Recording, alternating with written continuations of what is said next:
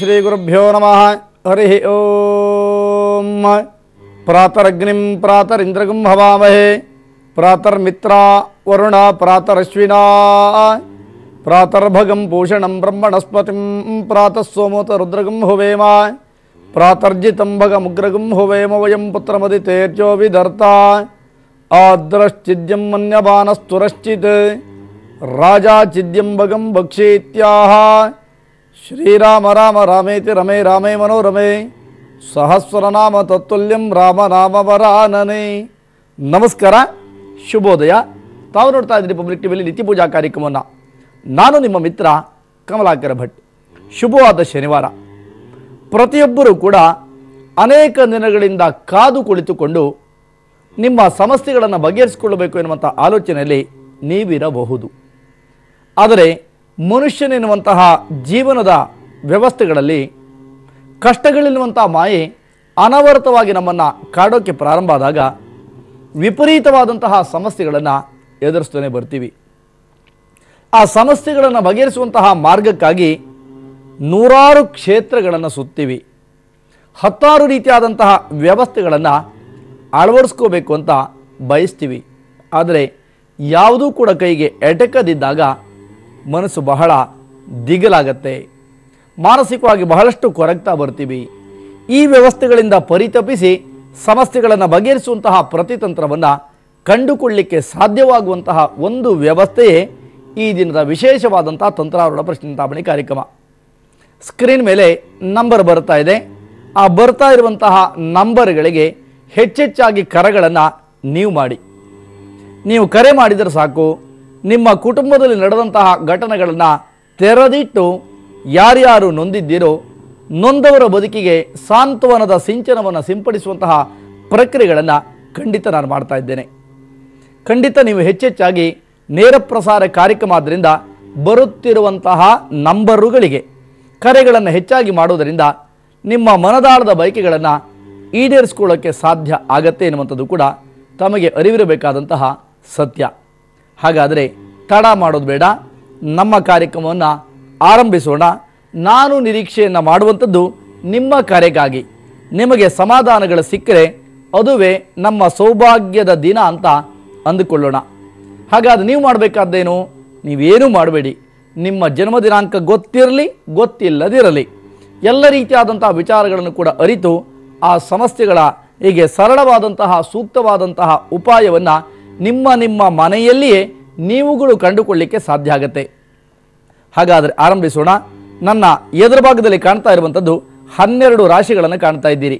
ಮೇಷ, ವೃಷಭ, ಮಿಥುನ, ಕಟಕ, ಸಿಂಹ, ಕನ್ಯಾ, ತುಲ, ವೃಶ್ಚಿಕ, ಧನು, ಮಕರ, ಕುಂಭ, ಮೀನ ಎನ್ನುವಂಥ 12 ರಾಶಿಗಳನ್ನು ಚಿತ್ರಣ ಮಾಡಿದ್ದೀನಿ. ಬಲಭಾಗಕ್ಕೆ ತಾಂಬೂಲಗಳ ರಾಶಿಗಳಿದೆ. ಎಡಭಾಗದಲ್ಲಿ ಭಗವಂತನ ಪ್ರೀತ್ಯರ್ಥವಾಗಿ ಇಟ್ಟಿರುವಂತಹ ಫಲತಾಂಬೂಲಾದಿಗಳು, ಎದುರು ಭಾಗದಲ್ಲಿ ಕವಡೆಯ ರಾಶಿ.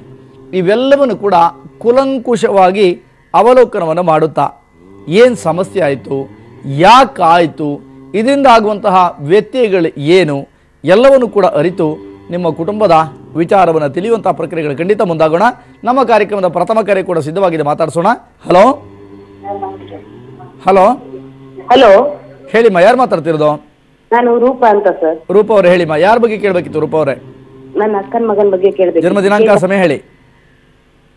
24/9/2002 1:2:55 ಮಧ್ಯಾಹ್ನನ ರಾತ್ರಿನ? ಮಧ್ಯಾಹ್ನ 2:50 ಕೇಳಿದ ಸಮಯ. ವರ್ತಮಾನಕ್ಕೆ ಕೇಳುತ್ತಿರುವಂತಹ ಪ್ರಶ್ನೆ ಆಧಾರ, ಈ ಸಮಯ ಇತ್ಯಾದಿಗಳನ್ನು ಅವಲೋಕನ ಮಾಡಿದಾಗ ವಿದ್ಯೆಗೆ ಸಂಬಂಧಪಟ್ಟಂತಹ ಪ್ರಶ್ನೆಯನ್ನು ಪ್ರಮುಖವಾಗಿ ಇಟ್ಟಿದ್ದೀರಿ. ಬಹಳಷ್ಟು ಪ್ರಮಾಣದಲ್ಲಿ ಆತನಿಗೆ ವಿದ್ಯೆಗೆ ಅನುಕೂಲ ಆಗಬೇಕು ಎನ್ನುವಂಥ ಆಲೋಚನೆಗಳು ಕೂಡ ಇದೆ.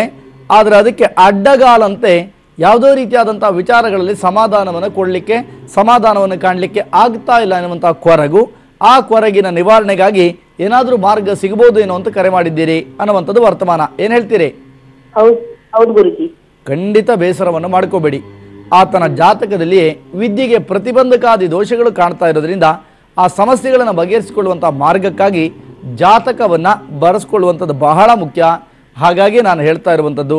ಜೊತೆಗೆ ಸಾಧ್ಯವಾದರೆ ಒಮ್ಮೆ ಶೃಂಗೇರಿ ಹೋಗಿ ತಾಯಿ ಶಾರದೆಯನ್ನು ಪ್ರಾರ್ಥನೆ ಮಾಡಿಕೊಳ್ಳಿ. ಮನೆಯಲ್ಲಿಯೂ ಅಷ್ಟೇ ಸರಸ್ವತಿಯ ಯಂತ್ರಾದಿಗಳನ್ನಿಟ್ಟು ಪೂಜಿಸುವುದರಿಂದ ಖಂಡಿತ ಅನುಕೂಲಕರವಾದಂತಹ ಸ್ಥಿತಿಮಾನ ಲಭ್ಯ ಆಗತ್ತಮ್ಮ. ಒಳ್ಳೆಯದಾಗಲಿ. ಮತ್ತೊಂದು ಕರೆ ಸಿದ್ಧವಾಗಿದೆ, ಮಾತಾಡಿಸೋಣ. ಹಲೋ ಚಂದ್ರಾವತಿ ಅವರೇ ಹೇಳಿ, ಯಾರ ಬಗ್ಗೆ ಕೇಳಬೇಕಿತ್ತು? ನಾನು ಮಂಗಳೂರಿನಿಂದ ಮಾತಾಡುದು. ಗೊತ್ತಾಯ್ತಮ್ಮ, ಹೇಳಿ ಯಾರ ಬಗ್ಗೆ ಕೇಳಬೇಕಿತ್ತು? ಸ್ವಲ್ಪ ಜೋರ ಮಾತಾಡಿ. ಹಲೋ ಹಲೋ, ಹೇಳಿಮ್ಮ, ಕೇಳ್ತಿದೆ, ಹೇಳಿ ಯಾರ ಬಗ್ಗೆ ಕೇಳಬೇಕಿತ್ತು? ನನ್ನ ಮಗನ ಬಗ್ಗೆ. ಜನ್ಮ ದಿನಾಂಕ, ಸಮಯ ಹೇಳಿ. 14/11/87. 87. ಸಮಯ ಸಮಯ ಶುಕ್ರವಾರ ರಾತ್ರಿ, ಶನಿವಾರ ಬೆಳಿಗ್ಗೆ 45. ಆಗ್ಲಮ್ಮ, ಕೇಳಿದ ಸಮಯ, ನೀವು ಕೊಟ್ಟಂತಹ ನಿಮ್ಮ ಮಗನ ಜನ್ಮ ದಿನಾಂಕ, ವರ್ತಮಾನದ ವ್ಯವಸ್ಥೆ, ಇವೆಲ್ಲವನ್ನು ಕೂಡ ತುಲನಾತ್ಮಕವಾಗಿ ಅವಲೋಕನವನ್ನು ಮಾಡಿದಾಗ ನೀವು ಕೇಳುತ್ತಿರುವಂತಹ ಪ್ರಶ್ನೆ ಇಷ್ಟೇ: ಗುರುಗಳೇ, ಆತನ ಜೀವನದ ವೈವಾಹಿಕ ಜೀವನದ ಕುರಿತಾದಂತಹ ವ್ಯವಸ್ಥೆಗಳಲ್ಲಿ ಕೂಡ ಬಹಳಷ್ಟು ಸಮಾಧಾನ ಎನ್ನುವಂಥ ವ್ಯವಸ್ಥೆಗಳು ಲಭ್ಯವಾಗಿಲ್ಲ. ಉದ್ಯೋಗಿಕವಾದಂಥ ವ್ಯವಸ್ಥೆಗಳಲ್ಲಿ ಕೂಡ ಅನುಕೂಲಕರವಾದ ಸ್ಥಿತಿಮಾನವಿಲ್ಲ. ಆ ಕಾರಣಕ್ಕಾಗಿ ಕರೆ ಮಾಡಿದ್ದೀರಿ ಅಂತ ಹೇಳ್ತೀನಿ. ಏನು ಹೇಳ್ತೀರಿ ಚಂದ್ರಾವತಿ ಅವರೇ? ಹೌದು ಗುರುಜಿ, ಹೌದು ಗುರುಜಿ. ಖಂಡಿತ ಅನುಕೂಲವಾಗುವ ಮಾರ್ಗಗಳನ್ನು ತಿಳಿಸ್ಕೊಡ್ತೀನಿ. ಸಾಧ್ಯವಾದರೆ ಮಾಡ್ತಾ ಬನ್ನಿ. ಮನೆಯಲ್ಲಿ ವಿಶೇಷವಾದಂತಹ ಸ್ವಯಂವರ ಪಾರ್ವತಿ ದೇವಿಯ ಆರಾಧನಾದಿಗಳನ್ನು ಮಾಡುವಂಥದ್ದು, ಲಗ್ನಾದಿ ಯಂತ್ರಗಳನ್ನು ಮತ್ತು ಕಾರ್ಯಸಿದ್ಧಿ ಎನ್ನುವಂಥ ಯಂತ್ರಗಳನ್ನು ಪೂಜಿಸುವುದರಿಂದ ಅನುಕೂಲ ಆಗುತ್ತೆ. ಜೊತೆಗೆ ಆತನ ಜಾತಕದಲ್ಲಿ ಗುರುಚಾಂಡಾಲಾದಿ ದೋಷಗಳು ಕೂಡ ಪ್ರಮುಖವಾಗಿ ಕಾಣುವುದರಿಂದ ಈ ರೀತಿಯಂಥ ವ್ಯವಸ್ಥೆಗಳು ಕಾಣ್ತಾ ಇದೆ. ಜಾತಕದ ಆಶ್ರಯ ಬಹಳ ಅಗತ್ಯ ಅಂತ ನನಗನ್ಸುತ್ತೆ. ತೀರ್ಮಾನ ನೀವು ಮಾಡಿಕೊಳ್ಳಿ ಅಷ್ಟೇ. ಒಳ್ಳೆಯದಾಗಲಮ್ಮ. ಮತ್ತೊಂದು ಕರೆ ಸಿದ್ಧವಾಗಿದೆ, ಮಾತಾಡ್ಸೋಣ. ಹಲೋ ಮೋಹಿನಿ ಅವರೇ, ಹೇಳಿಮ್ಮ, ಯಾರ ಬಗ್ಗೆ ಕೇಳಬೇಕಿತ್ತು? ಹಲೋ, ನಮಸ್ತೆ. ನಮಸ್ಕಾರ, ಹೇಳಿ ಯಾರ ಬಗ್ಗೆ ಕೇಳಬೇಕಿತ್ತು ಮೋಹಿನಿ ಅವರೇ? ನನ್ನ ಬಗ್ಗೆನೇ ಕೇಳಬೇಕಿತ್ತು. ಸ್ವಲ್ಪ ಜೋರ ಮಾತಾಡಿ. ನನ್ನ ಬಗ್ಗೆನೇ ಕೇಳಬೇಕಿತ್ತು ಸರ್. ಜನ್ಮ ದಿನಾಂಕ, ಸಮಯ ಹೇಳಿಮ್ಮ. ಜನ್ಮ ದಿನಾಂಕ ಇಲ್ಲ, ಮದುವೆ ದಿನಾಂಕ ಹೇಳ್ಬೋದಾ? ಮದುವೆ ದಿನಾಂಕ ಎಲ್ಲ ನೋಡಿ ಹೇಳೋರು ಬೋಗಸ್ಗಳು, ಅದಲ್ಲ ಸಮಯ. ವರ್ತಮಾನದ ಪ್ರಶ್ನಾಧಾರಿತವಾದಂತಹ ಈ ಸಮಯಕ್ಕೆ ಪ್ರಶ್ನಾದಿಗಳ ಚಿಂತನೆಯನ್ನ ನಡೆಸಿದಾಗ 3 ವರ್ಷಗಳಿಂದ ಮಾನಸಿಕವಾಗಿ ಬಹಳಷ್ಟು ಪ್ರಮಾಣದಲ್ಲಿ ನೊಂದು ಹೋಗಿದ್ದೀರಿ. ಹೇಳ್ಕೊಳಕ್ಕಾಗಲ್ಲ, ಅನುಭವಿಸಲಿಕ್ಕೆ ಸಾಧ್ಯ ಇಲ್ಲ ಇರುವಂತಹ ವರ್ತಮಾನಗಳು. ಆರೋಗ್ಯದ ಸ್ಥಿತಿಮಾನಗಳು ಕೂಡ ಏರುಪೇರಿನ ಪರಿಸ್ಥಿತಿಗಳನ್ನು ಕಾಣ್ತಾ ಇದೆ. ಮನೆಯಲ್ಲಿ ನೆಮ್ಮದಿ ಇಲ್ಲ. ಈ ಕಾರಣಕ್ಕಾಗಿ ಬಹಳ ಪ್ರಮಾಣದಲ್ಲಿ ನೊಂದು ಹೋಗಿದ್ದೀರಿ ಎನ್ನುವಂಥದ್ದು ವರ್ತಮಾನದಲ್ಲಿ ಕಾಣುತ್ತಿರುವಂತಹ ಪ್ರಶ್ನೆ ಕಣಮ್ಮ. ಏನ್ ಹೇಳ್ತೀರಿ? ಹೌದು ಸರ್, ಹೌದು. ಏನಮ್ಮ? ಯಾವ ಕೆಲಸ ಕೂಡ ಆಗುದಿಲ್ಲ ಸರ್. ನಾವೊಂದು ಮನೆ ಮಾಡ್ಬೇಕಂತ ಪ್ರಯತ್ನ ಪಡ್ತಾ ಇದ್ದೀವಿ, ಏನು ಮುಂದೆ ಹೋಗುದಿಲ್ಲ. ಚಿಂತೆ ಮಾಡಬೇಡಿ. ಮನೆ ಆಗಲಿಕ್ಕೆ ನಿಮ್ಮ ಮನಸ್ಸಿನ ಆಳದಲ್ಲಿರ್ತಕ್ಕಂಥ ಆಸೆಗಳನ್ನು ಈಡೇರಿಸಿಕೊಡುವಂಥ ಮಾರ್ಗವನ್ನು ಹೇಳಿಕೊಡ್ತೀನಿ.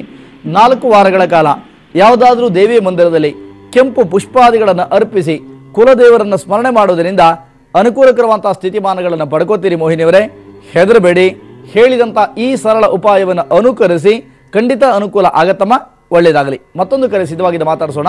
ಹಲೋ ಹಲೋ, ಸವಿತಾ ಅವರು, ಹೇಳಿಮ್ಮ, ಯಾರ ಬಗ್ಗೆ ಕೇಳಬೇಕಿತ್ತು? ನನ್ನ ಮಗನ ಬಗ್ಗೆ ಕೇಳಬೇಕು. ಜನ್ಮ ದಿನಾಂಕ, ಜನ್ಮ ಸಮಯ ಹೇಳಿಮ್ಮ. 1/1/1984. ಸಮಯ ಬೆಳಗ್ಗೆ 8 ಗಂಟೆ. ಆಗಲಿಮ್ಮ. ಕೇಳಿದ ಸಮಯಕ್ಕೆ ವರ್ತಮಾನದ ಪ್ರಶ್ನಾಧಾರಿತವಾದಂತಹ ತುಲನೆಯನ್ನ ಮಾಡಿದಾಗ ನೀವು ಕೇಳುತ್ತಿರುವಂತಹ ಪ್ರಶ್ನೆಯು ಕೂಡ ಸಾಂಸಾರಿಕ ಬದುಕಿನ ಕುರಿತಾದಂತಹ ವ್ಯವಸ್ಥೆಗಳಲ್ಲಿ ಬಹಳಷ್ಟು ಪ್ರಮಾಣದಲ್ಲಿ ಬಿಸಿ ತುಪ್ಪದಂತಾಗಿದೆ ಎನ್ನುವಂಥದ್ದು ಬದುಕು. ನೀವಂತೂ ಬಹಳ ಕಷ್ಟಪಟ್ಟಿದ್ದೀರಿ, ಮಕ್ಕಳಾದರೂ ಚೆನ್ನಾಗಿರಲಿ ಎನ್ನುವಂಥ ಆಲೋಚನೆಗಳಿದೆ. ಆದರೆ ಇತ್ತೀಚಿನ ದಿನಮಾನಗಳಲ್ಲಿ ಯಾವುದೇ ರೀತಿಯಂಥ ಅನುಕೂಲವನ್ನು ಕಾಣಲಿಕ್ಕೆ ಸಾಂಸಾರಿಕ ಬದುಕಿನಲ್ಲಿ ಅಸಾಧ್ಯವಾಯಿತು ಎನ್ನುವಂಥದ್ದು ಕೂಡ ಕೇಳುತ್ತಿರುವಂಥ ಪ್ರಶ್ನೆ ಅಮ್ಮ. ಏನು ಹೇಳ್ತೀರಿ? ಹೌದು ಗುರುಗಳೇ. ಏನಾಯ್ತು ಅವರಿಗೆ? ಅವ್ರದ್ದು ಮದುವೆ ಆಗಿತ್ತು ಗುರುಗಳೇ. ಸಂಸಾರ ಚೆನ್ನಾಗಿದ್ದಂಗೆ ಕಂಡಿಲ್ಲ ನನಗೆ, ಹಾಗಾಗಿ ಹೇಳಿದೆ ಅಮ್ಮ. ಹೌದು ಗುರುಗಳೇ. ಡೈವರ್ಸ್ ಆಯ್ತಾ? ಅದು ಸಮಸ್ಯೆ ಬಗೆಹರಿದು ನಿಮ್ ಬೇಗ ಮದುವೆ ಆಗುತ್ತಾ ಅಂತ ಕೇಳಕ್ಕೆ. ಖಂಡಿತ ಬೇಜಾರ ಮಾಡ್ಕೋಬೇಡಿ. ಇದಕ್ಕೆ ತಿರಸ್ಕರಣಿ ಎನ್ನುವಂಥ ಆರಾಧನಾ ಕ್ರಮಗಳಿದೆ. ಆ ತಿರಸ್ಕರಣಿ ಆರಾಧನಾದಿಗಳನ್ನು ಮಾಡೋದ್ರಿಂದ ಬಗಲಾಮುಖಿ ಯಂತ್ರವನ್ನು, ಹಾಗೆ ವಿಶೇಷವಾಗಿರತಕ್ಕಂತಹ ಸುದರ್ಶನಾದಿ ಯಂತ್ರಗಳನ್ನು ಮನೆಯಲ್ಲಿಟ್ಟು ಪೂಜೆ ಮಾಡಿ ದುಃಖಿಸಬೇಡಿ. ಖಂಡಿತ ಅನುಕೂಲಕರವಾದಂತಹ ಸ್ಥಿತಿಮಾನವನ್ನು ಪಡ್ಕೋತೀರಿ ತಾಯಿ. ಒಳ್ಳೆಯದಾಗಲಿ. ಮತ್ತೊಂದು ಕರೆ ಸಿದ್ಧವಾಗಿದೆ, ಮಾತಾಡ್ಸೋಣ. ಹಲೋ ಹಲೋ, ನಮಸ್ತೆ ಗುರುಜಿ. ನಮಸ್ಕಾರ ಕಾವ್ಯ, ಹೇಳಮ್ಮ. ಹೇಳಿ ಯಾರ ಬಗ್ಗೆ ಕೇಳಬೇಕಿತ್ತು? ಸರ್ ಗುರುಜಿ, ನನ್ನ ಬಗ್ಗೆನೇ ಕೇಳಬೇಕಿತ್ತು. ಜನ್ಮ ದಿನಾಂಕ, ಸಮಯ ಹೇಳಿಮ್ಮ. 1/7/1992 ಗುರುಜಿ. ಸಮಯ ಬುಧವಾರ ಸಂಜೆ 3:45 4 ಗಂಟೆ. ಆಗಲಮ್ಮ. ಕೇಳಿದ ಸಮಯಕ್ಕೆ ವರ್ತಮಾನದ ಪ್ರಶ್ನಾದಿಗಳ ಚಿಂತನೆಯನ್ನ ನಡೆಸಿದಾಗ ಕಾವ್ಯ ಕೇಳುತ್ತಿರುವ ಪ್ರಶ್ನೆ ಇಷ್ಟೇ: ಗುರುಗಳೇ, ನನ್ನ ಜೀವನದಲ್ಲಿ ಬಹಳಷ್ಟು ಕನಸನ್ನು ಕಂಡಿದ್ದೀನಿ. ನಾನು ಅನ್ಕೊಂಡೊಂದಾದರೆ ಇನ್ನು ಆಗ್ತಾ ಇರೋದು ಮತ್ತೊಂದು. ವೈವಾಹಿಕ ಜೀವನದ ಕುರಿತಾದಂತಹ ವ್ಯವಸ್ಥೆಗಳಲ್ಲೂ ಕೂಡ ಅಷ್ಟೇ ಎಲ್ಲ ರೀತಿಯಾದಂತಹ ಸಮಸ್ಯೆಗಳ ಆಗರ, ಸಮಸ್ಯೆ ನಮ್ಮನ್ನು ಹುಡ್ಕೊಂಡು ಬರುತ್ತೋ ನಾವು ಸಮಸ್ಯೆ ಹುಡ್ಕೊಂಡು ಹೋಗ್ತೀವೋ ಗೊತ್ತಾಗಲ್ಲ. ಆ ರೀತಿಯಂಥ ವರ್ತಮಾನ ನಡೀತಾ ಇದೆ. ಇದಕ್ಕೆ ಪರಿಹಾರ ಏನು ಅನ್ನೋದಾಗಿ ಕೇಳ್ತಾ ಇದ್ದೀರಿ ಅಂತ ಹೇಳ್ತೀನಿ. ಏನಮ್ಮ ಹೇಳ್ತೀರಿ? ಹೌದು ಗುರುಜಿ. ಬೇಜಾರ ಮಾಡಿಕೊಳ್ಳುವಂಥ ಅಗತ್ಯಗಳಿಲ್ಲ. ಕಾರ್ಯಕ್ರಮವೇ ಸರಳವಾದಂಥ ವಿಧಿವಿಧಾನವನ್ನು ನಿಮಗೆ ತಿಳಿಸೋದಾದ್ದರಿಂದ ನಿಮ್ಮ ಎಲ್ಲ ರೀತಿಯಂತಹ ಸಮಸ್ಯೆಗಳನ್ನು ಬಗೆಹರಿಸಿಕೊಳ್ಳುವಂತಹ ಮಾರ್ಗಕ್ಕಾಗಿ ನೀವು ಆರಾಧಿಸಿಕೊಳ್ಳಬೇಕಾದ ಆದಿತ್ಯಾದಿ ನವಗ್ರಹ ದೇವತೆಗಳಲ್ಲಿ ಪ್ರಧಾನವಾಗಿ ಕೂಜೆನನ್ನು ಖಂಡಿತ ಅನುಕೂಲ ಆಗುತ್ತೆ. ಒಂದು ಸಾಧ್ಯವಾದರೂ ಒಂದು ಕೂಜೆ ಶಾಂತಿಯನ್ನು ಮಾಡಿಕೊಳ್ಳಿ. ಮುಂದಿನ ನಿರ್ಮಾಣಗಳ ಸಮಸ್ಯೆಗಳ ಪರಿಹಾರಕ್ಕೆ 48 ದಿನಗಳ ಕಾಲ ಅರಳಿ ಮರವನ್ನು ಪ್ರದಕ್ಷಿಣೆ ಮಾಡೋದ್ರಿಂದ ಅನುಕೂಲ ಆಗುತ್ತೆ ಕಣಮ್ಮ. ಒಳ್ಳೆಯದಾಗಲಿ. ಮತ್ತೊಂದು ಕರೆ ಸಿದ್ಧವಾಗಿದೆ, ಮಾತಾಡಿಸೋಣ. ಹಲೋ ಶಾರದಾ ಅವ್ರು ಹೇಳಿ, ಯಾರ ಬಗ್ಗೆ ಕೇಳಬೇಕಿತ್ತು? ನನ್ನ ಬಗ್ಗೆನೇ ಕೇಳ್ಬೇಕು ಜನ್ಮ ದಿನಾಂಕ ಜನ್ಮ ಸಮಯ ಹೇಳಿಮ್ಮ. 26/7/1950. ಸಮಯ ಸಮಯ ಗೊತ್ತಿಲ್ಲ. ಆಗ್ಲಮ್ಮ. ಕೇಳಿದಂತಹ ಸಮಯಕ್ಕೆ ವರ್ತಮಾನಕ್ಕೆ ಕೇಳುತ್ತಿರುವಂತಹ ಪ್ರಶ್ನೆಯನ್ನ ಪ್ರಧಾನವಾಗಿ ಇರಿಸಿದಾಗ ಯಾಕೋ ಏನೋ ಗೊತ್ತಿಲ್ಲ, ನಿಮ್ಮ ಕುಟುಂಬದ ಆರೂಢವನ್ನೇ ಈ ದಿನ ತಿಳಿಸಬೇಕು ಅಂತ ನನಗನ್ನಿಸ್ತಾ ಇದೆ. ಇಡೀ ಕುಟುಂಬದಲ್ಲಿ ಏನಾಯ್ತು ಏನೋ ಹೋಯ್ತು ಅಂತ ತಿಳ್ಕೊಬೇಕು ಅಂತ ಒಂದು ಕುತೂಹಲ ನಿಮಗಿದೆಯಾ? ಹೌದು ಸ್ವಾಮಿ. ಖಂಡಿತ ನಾನು ತಿಳಿಸ್ಕೊಡ್ತೀನಿ ತಾಯಿ. ಹಾಗಾದ್ರೆ ಈ ಮೊದಲು ಯಾವತ್ತಾದ್ರೂ ಕೂಡ ಭೇಟಿ ಮಾಡಿದ್ದೀರಾ ನೀವು ನನ್ನ ಬಂದು? ಹೌದು ಕರೆ. ಮತ್ತೆ ನನ್ನ ಹತ್ರ ಫೈನಾನ್ಸ್ ಪ್ರಾಬ್ಲಮ್ ಇತ್ತು ಅಂತೇಳಿ ನಾನು ಸ್ವಲ್ಪ ಇಲ್ಲ ಹೇಳಿದೆ. ನನ್ನನ್ನು ನೀವು ಭೇಟಿ ಮಾಡಿದ್ರಾ ಅಂತ ಕೇಳಿದೆ ನಾನು ನಿಮ್ಮನ್ನ. ಇಲ್ಲ ಭೇಟಿ ಮಾಡ್ಲಿಲ್ಲ. ಭೇಟಿ ಮಾಡ್ಲಿಲ್ಲ ಅಂದ್ಮೇಲೆ ನೀವು ನಿಮ್ಮ ಮನೇಲಿ ನಡೆದಂತ ವಿಚಾರಗಳೇನು ಗೊತ್ತಿಲ್ಲ ಅಂತ ಹೇಳ್ತೀರಿ, ಹೌದಾ? ಹೌದು. ಹಾಗಾದ್ರೆ ತಿಳಿಸ್ಕೊಡ್ತೀನಿ. ಯಾಕೆಂದ್ರೆ ನಾನು ಭೇಟಿ ಮಾಡೋದವರಿಗೆ ಈ ಅವಕಾಶಗಳು ಕೊಡಲ್ಲ ನಾನು, ಆ ಕಾರಣಕ್ಕಾಗಿ ಹೇಳಿದೆ. 12 ರಾಶಿಗಳಲ್ಲಿ ನಿಮಗಿಷ್ಟವಾಗುವಂತ ಯಾವ್ದಾದ್ರು ಒಂದು ನಂಬರ್ ಹೇಳಿಮಾ. 8. ಇವತ್ತಿನ ವೃಶ್ಚಿಕ ಲಗ್ನದಲ್ಲಿ ಇವತ್ತಿನ ಆರೂಢಾದಿಗಳನ್ನು ಚಿತ್ರಿಸ್ತಾ ಬರ್ತೀನಿ. ನಮ ಸೂರ್ಯಾಯ ಚಂದ್ರಾಯ ಮಂಗಳಾಯ ಬುಧಾಯ ಚ ಗುರು ಶುಕ್ರ ಶನಿಭ್ಯಶ್ಚ ರಾಹವೇ ಕೇತವೇ ನಮಃ. ವರ್ತಮಾನದ ಪ್ರಶ್ನೆಯನ್ನು ಅವಲೋಕನವನ್ನು ಮಾಡಿದಾಗ ದೇವಿಯನ್ನ ಉಪಾಸನೆ ಮಾಡಿಕೊಂಡು ಬರ್ತಾ ಇರತಕ್ಕಂಥ ಕುಟುಂಬ ನಿಮ್ಮದು. ಹೆಚ್ಚಾಗಿ ಅನವರತವಾಗಿ ದೇವಿಯನ್ನ ಮತ್ತೆ ದೈವಗಳನ್ನ ಇದೆರಡೂ ಕೂಡ ಆರಾಧನೆಯನ್ನ ಕುಟುಂಬದಲ್ಲಿ ನಡೆಸ್ತಾ ಇದ್ದೀರಿ ಅಂತ ಹೇಳ್ತೀನಮ್ಮ. ಏನ್ ಹೇಳ್ತೀರಿ? ಹೌದು ಗುರುಜಿ. ದೇವಿಯನ್ನು ನಂಬಿದ್ದೀರಿ, ದೈವಗಳ ಆರಾಧನೆ ಕೂಡ ನಿಮ್ಮ ಕುಟುಂಬದಲ್ಲಿ ನಡೀತಾ ಇದೆ ಅಂತ ಹೇಳಿದೆ ನಾನು. ಹೌದು ಗುರುಜಿ. ವರ್ತಮಾನದ ಪ್ರಶ್ನೆಯನ್ನ ಅವಲೋಕನವನ್ನು ಮಾಡಿದಾಗ ಎಲ್ಲದೂ ಇದೆ, ಏನೂ ಇಲ್ಲ ಎನ್ನುವಂಥ ವರ್ತಮಾನದ ಸ್ಥಿತಿಮಾನ ಮನಸ್ಸಿಗೆ ಸದಾ ನೋವನ್ನು ಉಂಟು ಮಾಡ್ತಾ ಇದೆ. ಜೊತೆಯಲ್ಲಿ ಇರತಕ್ಕಂತಹ ನಿಮ್ಮ ಕುಟುಂಬದವರೇ ಒಂದಿಷ್ಟು ಮಟ್ಟದಲ್ಲಿ ಸಮಾಧಾನವಾಗಿ ಇರಲಿಕ್ಕೆ ಬಿಡ್ತಾ ಇಲ್ಲ ಎನ್ನುವಂಥ ನೋವು ನಿಮಗಿದೆ ಅಂತ ಹೇಳ್ತೀನಿ ನಾನು. ಏನ್ ಹೇಳ್ತೀರಿ? ಹೌದು ಗುರುಜಿ.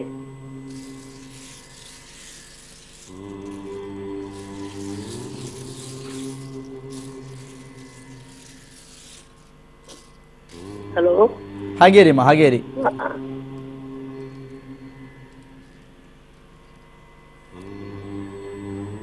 ಪ್ರಶ್ನಾದಿಗಳ ಚಿಂತನೆಯನ್ನು ಮುಂದುವರಿಸಿದಾಗ ಆರೋಗ್ಯದ ಸ್ಥಿತಿಮಾನಗಳಲ್ಲೂ ಕೂಡ ಬಹಳಷ್ಟು ಪ್ರಮಾಣದಲ್ಲಿ ಏರುಪೇರನ್ನು ಕಾಣ್ತಾ ಇದ್ದೀರಿ.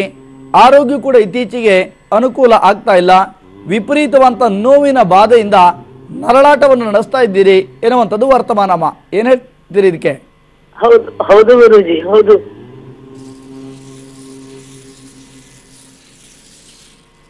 ಜೀವನವೇ ಬೇಡ. ಹಾಗಲ್ಲಮ್ಮ, ಯಾವುದೇ ಕಾರಣಕ್ಕೆ ಇದು ಮಾಡಬೇಡಿ. ಯಾಕೆ ಬೇಸರ ಮಾಡ್ಕೋತೀರಿ? ಯಾಕೆ ಕಳ್ತೀರಿ?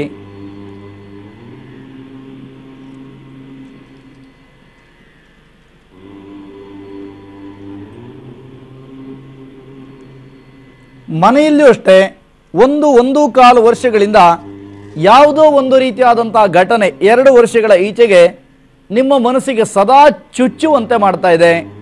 ಹೇಳ್ಕೊಳಕ್ಕಾಗಲ್ಲ, ಅನುಭವಿಸಕ್ ಆಗಲ್ಲ ಎನ್ನುವಂತಹ ಸ್ಥಿತಿಮಾನಗಳ ನೋವು ಸದಾ ನಿಮ್ಮನ್ನು ಕಾಡ್ತಾ ಇದೆ ಅಂತ ಹೇಳ್ತೀನಮ್ಮ. ಏನ್ ಹೇಳ್ತೀರಿ ಅಮ್ಮ? ಹೌದು ಗುರುಜಿ. ಏನಾಯ್ತು? ಶಾಂತಿ ಇಲ್ಲ ಮನಸ್ಸಿಗೆ, ಶಾಂತಿ ಇಲ್ಲ ಗುರುಜಿನ ಮನಸ್ಸಿಗೆ. ಕೈಯಲ್ಲಿ ಎಷ್ಟು ಹಣ ಇದ್ರು ನನಗೆ ಅದು ಹತ್ರ ಬರುವುದಿಲ್ಲ. ಅದೇ ಹೇಳಿದೆ, ಎಲ್ಲವೂ ಕೂಡ ಇದೆ, ಏನು ಇಲ್ಲ ಎನ್ನುವಂತ ವ್ಯವಸ್ಥೆಗಳನ್ನ ಕಾಣ್ತಾ ಇದ್ದೀರಿ ಎನ್ನುವಂತ ಮಾತನ್ನ ಆಡಿದೆ. ಎಲ್ಲವೂ ಕೂಡ ಇದೆ, ಯಾವುದು ಇಲ್ಲ ಎನ್ನುವಂತ ವ್ಯವಸ್ಥೆಗಳು. ಮತ್ತೆ ಪ್ರಶ್ನಾದಿಗಳನ್ನು ಅವಲೋಕನವನ್ನು ಮಾಡಿದಾಗ ₹1 ತೆಗೆದುಕೊಂಡು ಹೋಗ್ಬೇಕಾದ್ರೆ ಬಹಳ ನೈಸಾಗಿ ತೆಗೆದುಕೊಂಡು ಹೋಗ್ತಾರೆ ನಿಮ್ಮವ್ರನ್ನೇ. ಕೊಡಬೇಕು ಅಂತ ಆದ್ರೆ ಮಾತ್ರ ಬಹಳ ಉರಿಯುತ್ತೆ. ಅದರಿಂದ ವಿಚಲಿತರಾಗಿದ್ದೀರಿ. ಯಾವುದೇ ರೀತಿಯಾದಂತಹ ಸಮಾಧಾನವೂ ಕೂಡ ಇಲ್ಲದಿರೋಕ್ಕೆ ಮೂಲವಾದಂತಹ ಕಾರಣವೇ ಇದು ಎನ್ನುವಂಥದ್ದು. ನಿಮಗಿರುವಂತಹ ಮಕ್ಕಳನ್ನ 2-3 ಮಕ್ಕಳನ್ನ ಹೊಂದಿರತಕ್ಕಂಥ ವ್ಯವಸ್ಥೆಗಳಲ್ಲಿ ಇದ್ರೂ ಕೂಡ ಯಾರಿಗೂ ಅನ್ಯಾಯವನ್ನು ನೀವು ಮಾಡಿದವರಲ್ಲ. ಆದ್ರೆ ನಿಮಗೆ ಅನ್ಯಾಯ ಮಾಡುವವರ ಸಂಖ್ಯೆ ಬಹಳಷ್ಟು ಜಾಸ್ತಿ ಆಗ್ತಾ ಇದೆ ಅಂತ ಹೇಳ್ತೀನಮ್ಮ ನಾನು. ಹೌದು ಗುರುಜಿ. ಬೇಸರವನ್ನು ಮಾಡ್ಕೋಬೇಡಿ, ಜೀವನದಲ್ಲಿ ಬೇಜಾರು ಮಾಡ್ಕೋಬೇಡಿ. ಹಾಲೆಲ್ಲ ತಿಂದು ಹಾಕಿದ್ದಾರೆ ಎಲ್ಲ. ಗೊತ್ತಾಯ್ತು ತಾಯಿ, ಗೊತ್ತಾಯ್ತು. ಆಸ್ತಿಗಳು ಅಥವಾ ನಿಮಗೆ ಸಂಬಂಧಪಟ್ಟಂತಹ ಹಣ, ಒಡವೆ ಇತ್ಯಾದಿಗಳೆಲ್ಲದರಲ್ಲೂ ಕೂಡ ಅನ್ಯಾಯ ಆಗಿದೆ ಎನ್ನುವಂತಹ ಕೊರಗು ಬಹಳಷ್ಟಿದೆ. ಬೇಸರವನ್ನು ಮಾಡ್ಕೋಬೇಡಿ. ಮುಂದಿನ ದಿನಮಾನಗಳಲ್ಲಿ ಎಲ್ಲ ರೀತಿಯಾದಂತಹ ಸಮಸ್ಯೆಗಳನ್ನು ಬಗೆಹರಿಸುವಂತಹ ಮಾರ್ಗಕ್ಕಾಗಿ ತಾಯಿ ದುರ್ಗೆಯನ್ನು ಪ್ರಾರ್ಥನೆ ಮಾಡಿಕೊಳ್ಳುವಂಥದ್ದು ಬಹಳ ಮುಖ್ಯ. ಹಾಗೆಯೇ 4 ವಾರಗಳ ಕಾಲ ಕೆಂಪು ಪುಷ್ಪಾದಿಗಳನ್ನು ಹಾಗೆ ಪರಮಾನ್ನವನ್ನು ಅಂದರೆ ಪಾಯಸವನ್ನು ಮಾಡಿ 4 ಜನ ಹೆಣ್ಣುಮಕ್ಕಳಿಗೆ ಅದನ್ನು ಕೊಡುವುದರಿಂದ ಅನುಕೂಲವನ್ನು ಪಡ್ಕೋತೀರಿ. ಬರುವಂಥ ದುಡ್ಡುಗಳು ಬರುತ್ತೆ. ಹಾಗೆಯೇ ಮನೆಯಲ್ಲಿ ಸರ್ವ ಕಷ್ಟ ನಿವಾರಣಾದಿ ಯಂತ್ರಗಳನ್ನು ಇಟ್ಟು ಪೂಜಿಸುವುದರಿಂದ ಖಂಡಿತ ಅನುಕೂಲಕರವಂತಹ ಸ್ಥಿತಿಮಾನವನ್ನು ಪಡ್ಕೋತೀರಿ ಅಮ್ಮ. ನಿಮ್ಮ ಬದುಕು ಚೆನ್ನಾಗಿರಲಿ, ನಿಮ್ಮ ಬಾಳ್ವಿಕೆಗೆ ಎಲ್ಲ ರೀತಿಯಂಥ ಅನುಕೂಲ ಆಗಲಿ ಅಂತ ನಾನು ಕೂಡ ಪ್ರಾರ್ಥಿಸ್ತೀನಮ್ಮ. ಒಳ್ಳೆಯದಾಗಲಿ. ಮನುಷ್ಯ ಅಂದ ಮೇಲೆ ಕಷ್ಟಗಳು ಸಹಜವಾಗಿ ಬರ್ತವೆ. ಆ ಕಷ್ಟಗಳನ್ನು ಬಗೆಹರಿಸುವಂಥ ಮಾರ್ಗವನ್ನು ಖಂಡಿತ ತಿಳಿಸ್ಕೊಡುತ್ತೆ ನಿಮ್ಮ ನಿತ್ಯ ಪೂಜೆ ಮತ್ತು ಪಬ್ಲಿಕ್ ಮೂವೀಸ್. ನಮ್ಮ ಪೂಜಾ ಫಲ ಎನ್ನುವಂಥದ್ದನ್ನು ಮರಿಬೇಡಿ. ನಿಮ್ಮ ಮುಂದಿನ ಅದೃಷ್ಟವಂತರ ನೀವೇ ಆಗಿರ್ಬೋದು ಅಥವಾ ನಿಮ್ಮ ಕುಟುಂಬದ ರಹಸ್ಯವನ್ನು ತಿಳಿಯುವಂಥ ಕಾಲವನ್ನು ಪರಮಾತ್ಮ ನಿಶ್ಚಯ ಮಾಡಿರ್ಬೋದು. ನೋಡೋಣ. ಮನುಷ್ಯನಾಗಿ ಇದ್ದಂತಹ ಪ್ರತಿಯೊಬ್ಬನು ಕೂಡ ಕಷ್ಟಗಳೆನ್ನುವಂಥ ಮಾಯೆಗೆ ಸಿಲುಕು ಹಾಕುತ್ತಾ ಬರ್ತೇವೆ. ಅದನ್ನು ಬಗೆಹರಿಸಲಿಕ್ಕೆ ನಮ್ಮೊಟ್ಟಿಗೆ ಇರತಕ್ಕಂತಹ ಅದ್ಭುತವಾದಂತಹ ಶಕ್ತಿಯನ್ನೇ ಕರೆಯುವಂಥದ್ದು ದೈವ ಅಂತ. ಯಾರೂ ಕೂಡ ದೇವರನ್ನು ಮರಿಬೇಡಿ. ಪ್ರತಿ ದಿನವೂ ಕೂಡ ಭಗವಂತನ ಸೇವೆಯನ್ನು ಮಾಡೋಣ. ಮತ್ತೊಂದು ಕರೆ ಸಿದ್ಧವಾಗಿದೆ, ಮಾತಾಡಿಸೋಣ. ಹಲೋ ಹಲೋ, ಹೇಳಿ, ಯಾರ ಬಗ್ಗೆ ಕೇಳಬೇಕಿತ್ತು? ಸರ್ ನಮ್ಮ ಬಗ್ಗೆನೇ ಕೇಳಬೇಕಿತ್ತು. ಜನ್ಮ ದಿನಾಂಕ, ಜನ್ಮ ಸಮಯವನ್ನು ಹೇಳಿ. ನಮ್ದು 3788 ಸರ್. ಏನು ಹೆಸರು?